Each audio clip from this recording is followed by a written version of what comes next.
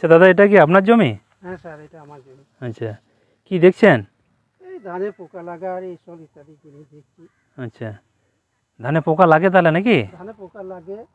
আচ্ছা, আপনাকে একটা জিনিস অবগত করব। আপনি যে মাজরা পোকার কথা বললেন বা শোষকের কথা বললেন, এই যে মাজরা পোকা বা পাতামোড়া পোকা, হ্যাঁ বলুন। এদিকে যখন জমিতে ধান জমিতে আক্রমণ করছে বা ধানে আক্রমণ করছে, তাহলে আপনারা কি ব্যবহার করেন? আমরা কীটনাশক কীটনাশক ব্যবহার করেন। কিছু ওষুধ, আচ্ছা দানা ওষুধ। আচ্ছা, এই যে এই ওষুধগুলো ব্যবহারের ফলে কি হচ্ছে, প্রকৃতির যেমন ক্ষতি হচ্ছে, আমাদেরও ক্ষতি হচ্ছে। সেই জায়গায় বিশেষ করে মাজরা পোকা বা যে জমিতে যখন ধান পেকে যায় যে ইঁদুর নিয়ন্ত্রণ করার জন্য আমরা বিভিন্ন ধরনের কেমিক্যাল বা রাসায়নিক ব্যবহার করে থাকি।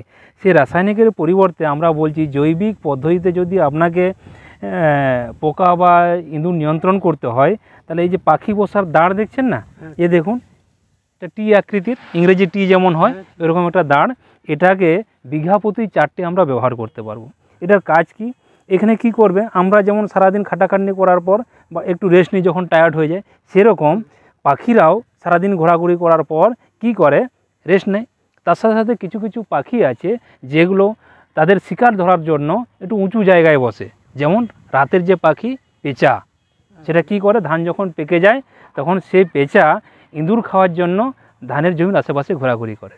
তাহলে উঁচু জমি উঁচু জায়গায় যদি সে বসতে পারার যদি জায়গা থেকে থাকে, তাহলে কী হবে, ইঁদুর মারার জন্য আমাকে নতুন করে কীটনাশক দিতে হচ্ছে না, এবং ইঁদুরের দ্বারা যে ধানটা ক্ষতি হচ্ছিল 10 থেকে 15% সেই ধানটা কিন্তু বাঁচাতে পারছি, পরিবেশও বাঁচছে, আমার ধানও বাঁচছে এবং নিজেও বাঁচছি।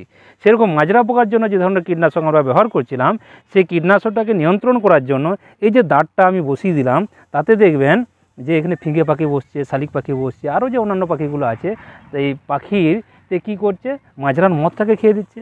সেই মদটা খাওয়ার ফলে সে পরবর্তীতে ধান জমির একদম নিচে যখন সে ডিমটা পাড়তে পারবে না, তারপরে এই পোং, এই যে ধানের যে পোং, এই যে পোং দেখুন, এই পোংটা কিন্তু সে খেতে পারবে না। তারপর আমার ধানের উৎপাদনটা ব্যাহত হবে না, এবং উৎপাদন যদি ব্যাহত না হয়, একজন কৃষকের লাভ ঠিক থাকবে, এবং লাভ যখন ঠিক থাকছে, আমার প্রকৃতিও ঠিক থাকছে এবং বাস্তুতন্ত্রও যদি ঠিক থাকে, তাহলে এটা আমি ধানটাকে আরও দীর্ঘদিন যাবৎ পর্যন্ত উৎপাদনটা করতে পারবো। তাহলে বুঝলাম, তাহলে কৃষি বীজ ব্যবহার না করে যদি আমরা কৃষি এবং জৈবের সংমিশ্রণ ঘটিয়ে আমরা নিয়ন্ত্রণ ব্যবস্থা অবলম্বন করি, তাহলে আমরা লাভবান হতে পারবো।